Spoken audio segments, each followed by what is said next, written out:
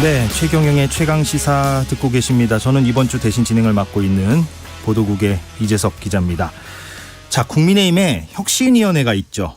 예, 당을 좀 바꿔보자, 혁신해보자 이런 겁니다. 특히 공천, 총선과 관련해서 좀 여러 가지 바꿔서 국민들에게 신임을 받아보자 이런 취지로 지금 혁신위원회가 활동하고 있습니다. 이 혁신위원회 위원장이 최재형 의원입니다. 오늘 스튜디오에 나오셨는데 혁신위원회 지금 어떻게 진행되고 있는지 또 그 혁신안을 잇따라 발표하고 계세요. 그래서 그 혁신안의 내용은 뭔지 이런 것들을 하나하나 짚어보겠습니다. 어서 오십시오. 네, 안녕하십니까. 예.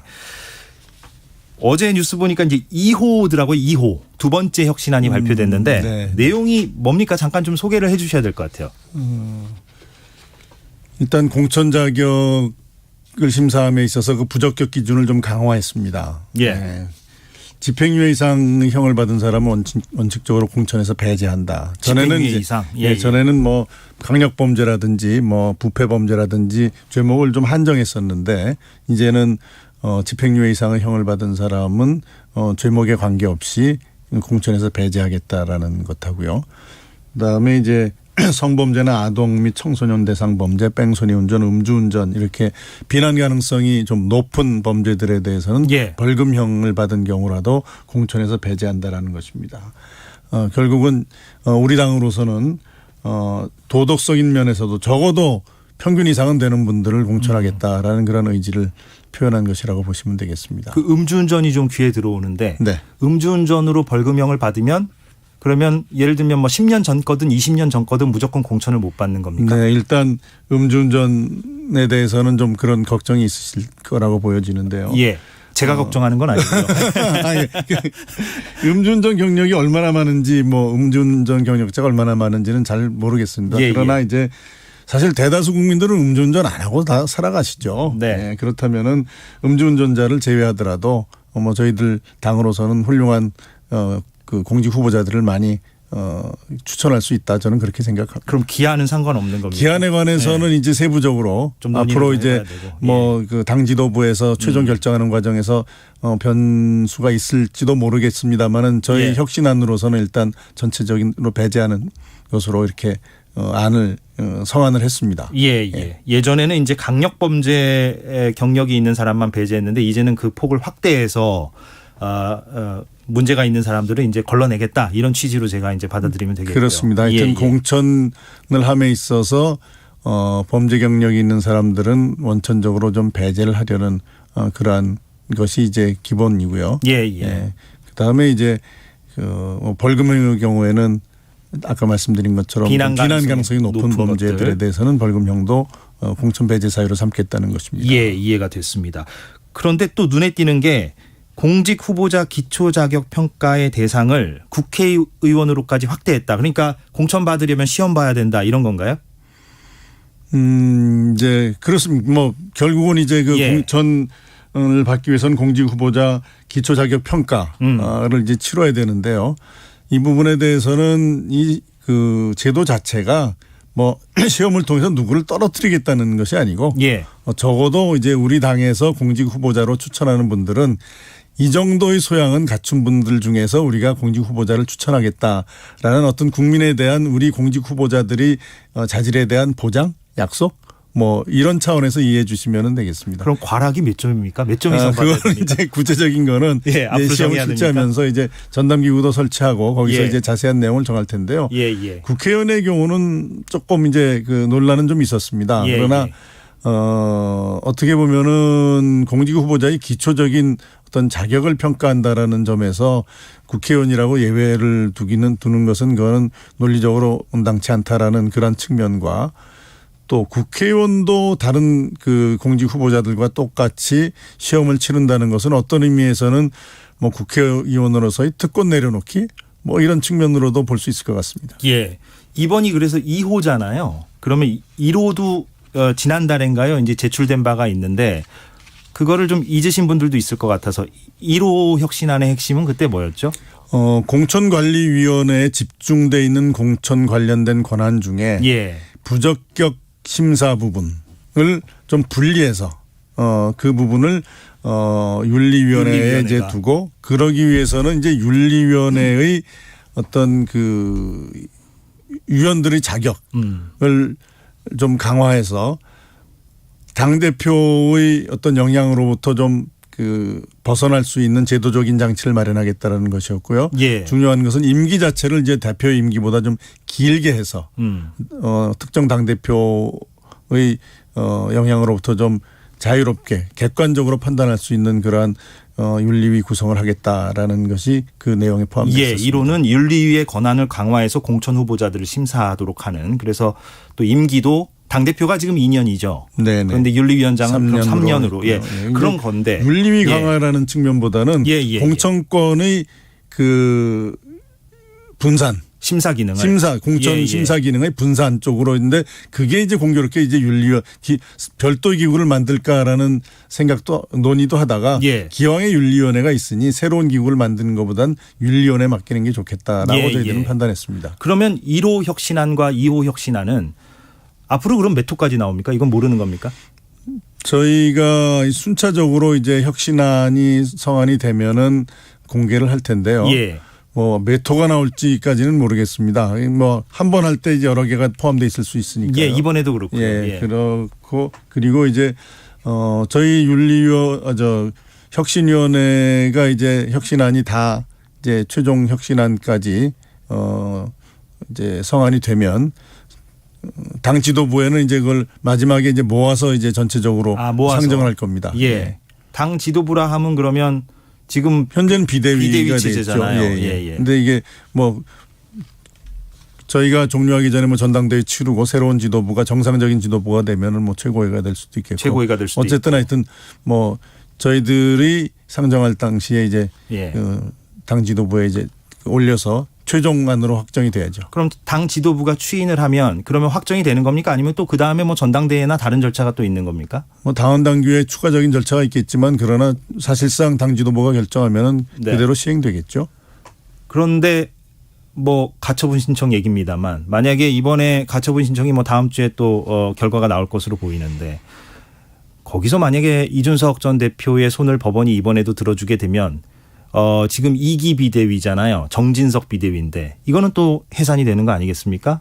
그러면 이 혁신안은 또 어디로 가게 되는 겁니까? 이게 참 물론 뭐 3기 비대위가 생길지 아니면은 주호영 원내대표 원톱 체제로 가게 될지 참 제가 뭐 그 향후 상황을 진단하는 것 자체도 좀 힘들 것 같긴 합니다만. 네, 혁신위는 일단 당 지도부의 변경이나 이런 거와 관계없이 지금까지 활동을 해왔고요. 예. 앞으로도 그 당 지도부의 그 변화와는 관계없이 저희들이 해야 될 혁신 활동은 계속해서 할 것입니다. 그러면 향후 이제 몇 호까지 나올지 모르겠으나 지금 최재형 의원께서 이것만큼은 꼭 한번 개인적으로 혁신안으로 좀 내보고 싶다는 거는 뭐 남아 있는 게 있습니까?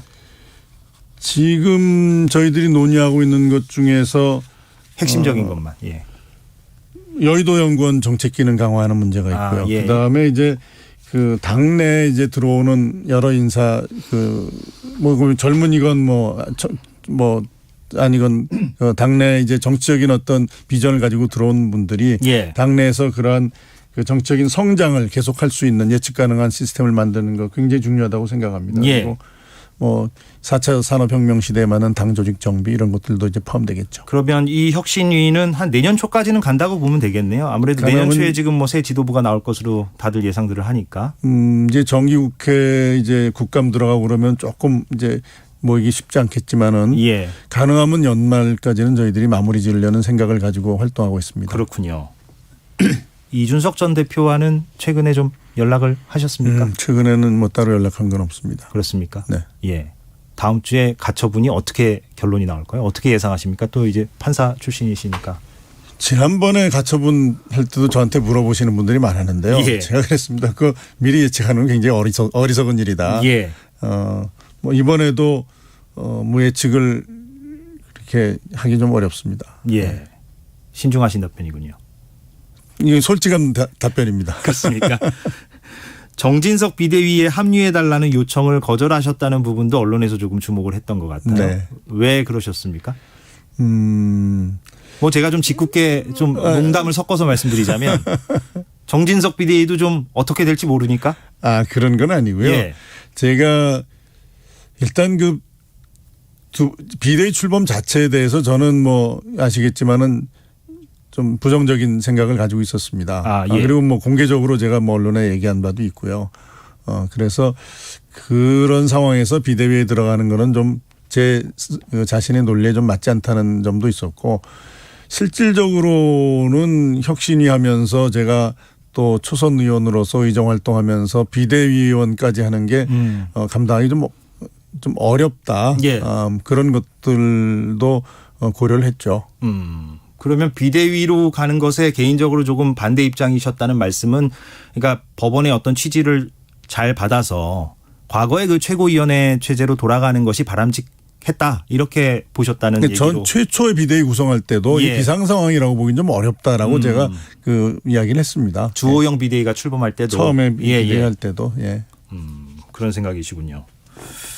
알겠습니다. 앞으로 이제 또 3호, 4호가 이제 어떻게 나올지가 좀 기대가 되는데, 그런데 이제 이준석 전 대표가 이렇게 자리에서 지금 뭐 물러나게 되면서, 물론 아직까지는 뭐 당원권 정지이긴 합니다만, 그 이준석 전 대표가 야심차게 이렇게 출범을 시켰던 네. 이 혁신위원회가 좀 동력이 많이 사그라든 게 아니냐, 언론의 어떤 집중도도 좀 많이 떨어지고, 이런 우려를 말씀하시는 분들도 꽤 있는 것 같아요. 어떻게 답변을 주시겠습니까?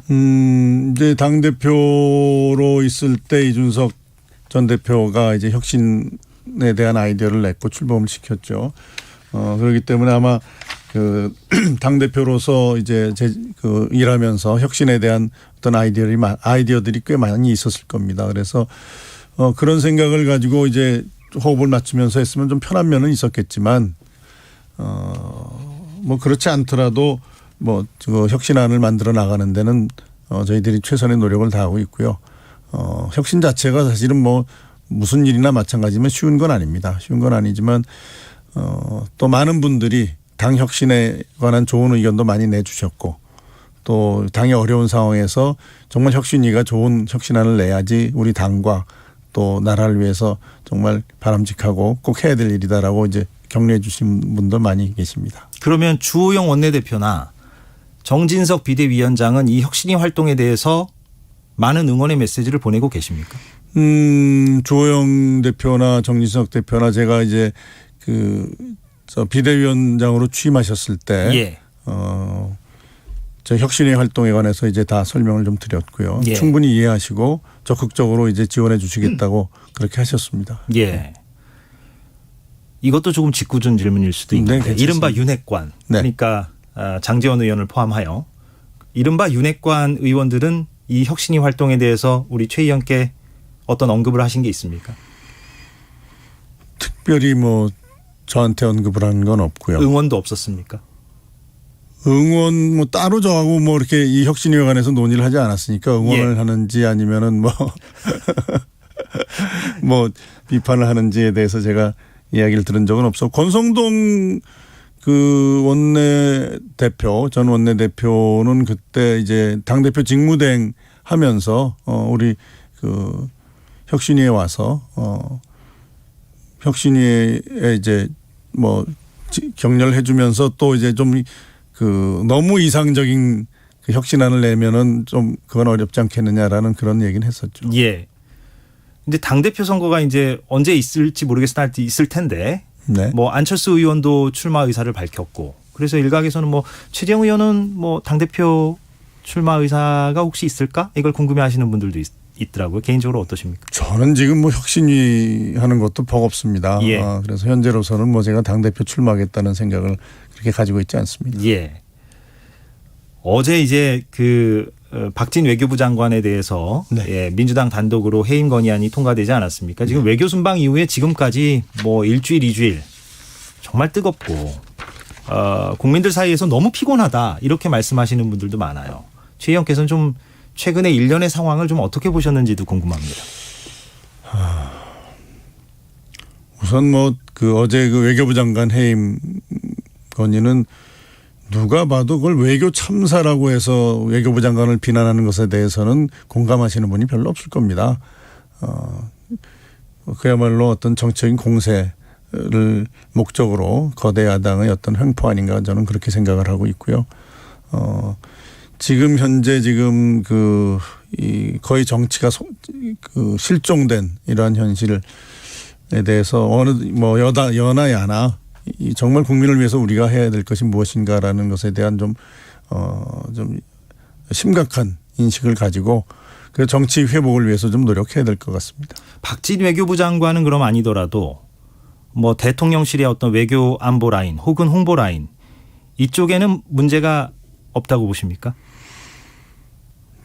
지금 대통령의 미국 발언과 관련한 대처에서는 조금 홍보 라인에서 좀 엇갈리는 얘기도 나오고 매끄럽지 않은 부분이 있죠. 그 부분에 대해서는 제가 뭐 자세한 경과를 그 안에서 이루어진 것은 잘 알지 못하지만 그 부분에 대해서는 좀 매끄럽지 못한 부분이 있었던 것 같습니다. 예. 그래서 인적 쇄신 얘기도 일각에서 나오는데 거기에는 동의를 그 부분까지 인적 쇄신까지 이를 것인지에 대해서는 제가 특별한 의견이 없습니다. 예. 그렇습니까?